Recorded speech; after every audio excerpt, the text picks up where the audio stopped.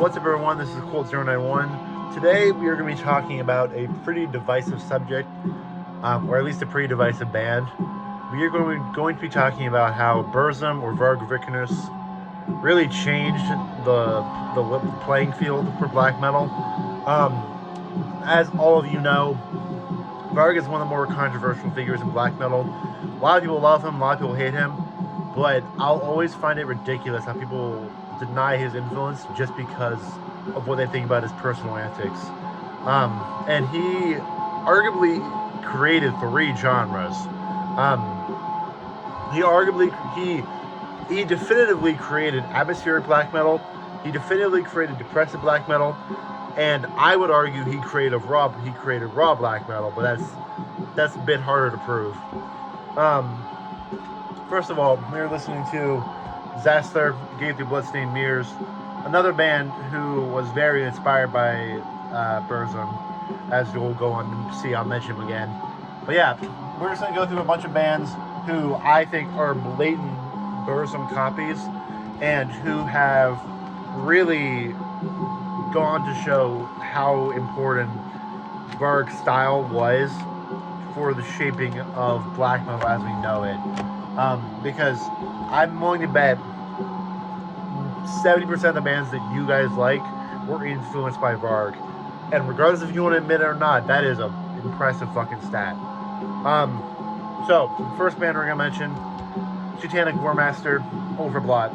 This is the sophomore album from Satanic Warmaster. And this is pretty easily his most atmospheric album to me. It's very raw and very dissonant, and it just kind of all blends together. And one thing that we should really establish is what is the Burzum sound. To me, it's horrifying vocals. It's kind of slow, chuggy, depressing riffs with quite a bit of variation. Because most time Burzum songs don't stay the same, and when they do, that's kind of to build an atmosphere. So yeah, horrifying vocals, a lot of changes in the melodies and the level of distortion. And Satanic Warmaster absolutely features all those. Bound in Lust and Hate, Pentagram of Wood, Farewell to the Fallen, which, if I remember correctly, is just like a acoustic outro from what I remember. And it could 100% be on stuff like the Burzum self-titled or Avis Taros. It's just a incredible record that really, it took that like very Norwegian sound that Varg and Emperor and Euronymous created and just ran with it. You know, it kind of added a bit more punishing sounds to it.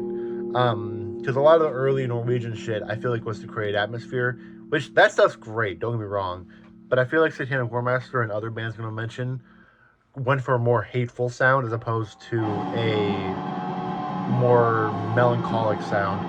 And Burzum, he 100% inspired Satanic Warmaster. It's not up for debate. Yeah.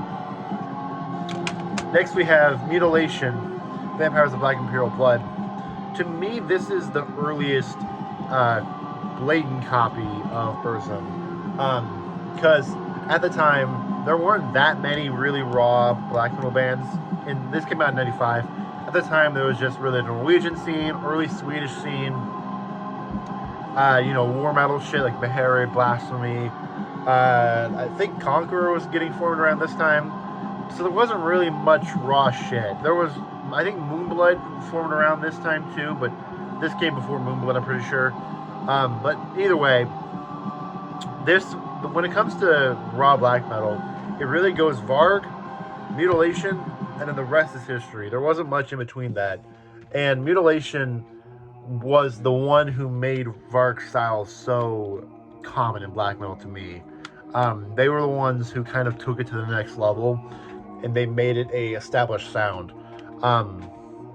Tears of a Melancholic Vampire is 100% a Burzum-esque song. Ravens in My Funeral, Black Imperial Blood, Eternal Empire of Majesty Death, another one that's just complete Burzum, plagiarism essentially. It's just, and this is one of the most vampiric albums in the history of black metal. It creates an atmosphere that is unlike any other band.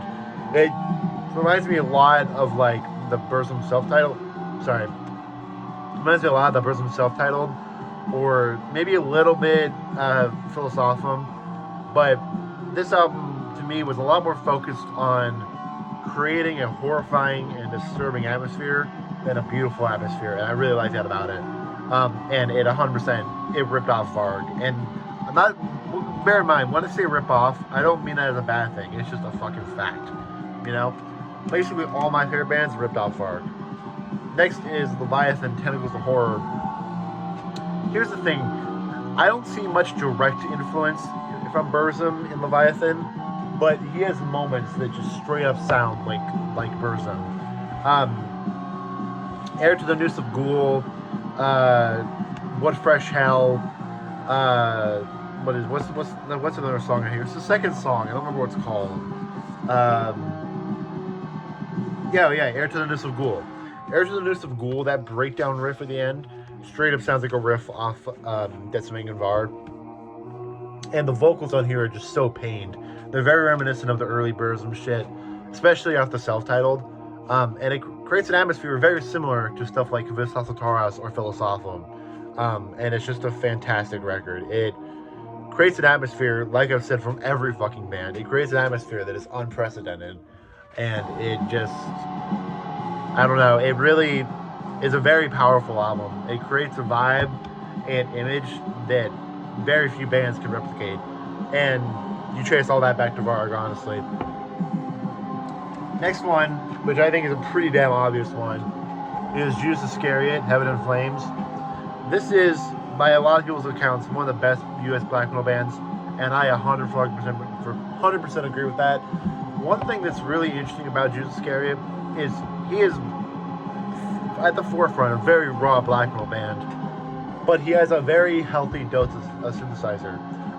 The Eternal Kingdom of Fire, at the end of that song, there's a lot of synthesizer, but it's not overbearing at all. And I feel like Varg did a lot of that, especially on Detzming and Var and the self-titled. The self-titled had elements of synthesizer, like My Journey to the Stars or A Lost Forgotten Sad Spirit. And then Detzming and Var with like Lost Wisdom had some, but generally it's pretty raw black metal. And the vocals are very croaky on Judas Iscariot, which Burzum vocals are a lot more screams rather than croaks, but regardless, the style is 100% Varg style on this album. And this album was really the band that made the US scene kind of be taken seriously. Because a lot of the other bands at the time in the US, look at like Vaughn, Hava Hedge, Demon Sea, Profanatica, most of those bands, or none of those bands really sounded like the Norwegian scene. And at that time, the Norwegian scene was basically the blueprint for black metal. So if you weren't the sound of the Norwegian scene, in a lot of people's eyes, you were nothing. And Judas Iscariot and Black Funeral were some of the first bands to really do that Norwegian sound well and shit on the whole Norwegian scene. Judas Iscariot shits on 99% of black metal from Norway. I mean, look at Immoral, Gorgoroth, Enslaved. That stuff's all really good in its own right, especially Gorgoroth, but this shits on it, I'm just saying. So, yeah. Next is Zester again, Nocturnal Poisoning, the debut. This is, by a mile, the most dissonant album he ever recorded, I think, along with the Gay People of St. Lears. There's also a Mutilation cover on here, as most of you know. It's a Black Imperial Blood cover, which, like I said, basically everything from before Mutilation was Varg, you know? And Varg inspired Mutilation, and Mutilation obviously inspired Zastler. So the whole lineage just keeps going. But yeah, this is a fantastic album. It's not my favorite by him, but it definitely is the most Varg sounding. It reminds me a lot of Philosophum in terms of how raw the production is, and how distorted the guitar is, and how buried in the mix the vocals are. Gave Through Bloodstained Mirrors and A Walk Beyond Utter Blackness are my two favorite tracks. It's just a very, very raw, cavernous album that sounds a lot like stuff like the Leslies of Noir or Burzum, you know, that kind of shit. So yeah, it's just a classic record. So next is Black Funeral, Empire of Blood. This is a band that I've recently been really getting into. I've been aware of the name Black Funeral for a couple years, but I just never checked them out. And Black Funeral is fucking fantastic. It's basically Mutilation, but a bit cleaner, and I really like that about it. Leviathan, the Black Ocean Roars. It's probably my favorite song. It's just fantastically raw black metal that it creates a very vampiric and kind of serene, but also very disturbing atmosphere. It's just a really unique image. It's just fantastic. And Black Funeral, like I said, very much followed the coattails of stuff like Mutilation, Burzum, and it kind of, to me, this album is it's a lot more convincing than some other projects. It's just it's very matter of fact. It feels very honest, you know, and I love that about it. The Land of Phantoms is another great song. Just a classic album all around. On the back it says grim medieval vampiric black metal, and that's a fantastic way to describe it. So yeah, fantastic record that just really took what the Norwegian scene was doing, especially Burzum, and turned it up to 11, and I love that about it. Now the final band I want to talk about is Drowning the Light with Drowned. Drowning the Light is one of the more beloved Burzum copies. I think he was able to do enough to make it different, but he also kept it very tried and true, you know?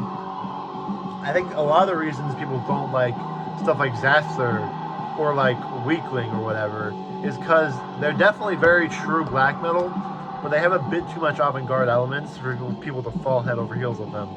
And don't get me wrong, I love stuff like Zaster and Weakling, but I feel like Driving the Light was able to keep that really true Norwegian, very cave-dwelling sound, and also add his own spin to it. You know, this can sound, at times this sounds a lot like Emperor, a lot like Burzum, a lot like Gorgoroth. It has so many different styles, especially Drinking the Blood of the Patron Saint.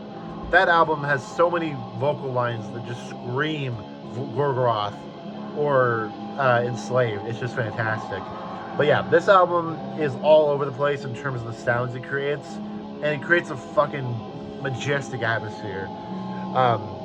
So yeah, but my favorite song on here is probably The Spear of Longius. Just a fantastic, epic song. I think it's like a 10-minute song that just creates a beautiful atmosphere, you know? It sounds like you're slowly descending to the bottom of the ocean, and it's just a brilliant song. But yeah, that was the list I talked about, you know. Burzum, as I'm sure all you know, very divisive figure, but if you can't recognize how he basically inspired every fucking black metal band, then get the fuck out of here. I don't know what you're doing here. You can not like him as a person, I don't give a shit. I like parts of him as a person. I don't necessarily agree with the whole, you know, white genocide, all that shit, but I like how traditional he is. Anyway, hope you guys enjoyed the video. If there are any bands you feel like I missed that were clearly copied Burzum, please feel free to let me know. And yeah, let me know what you thought of the bands I mentioned. But yeah, until the next video, I'll see you guys later. Peace.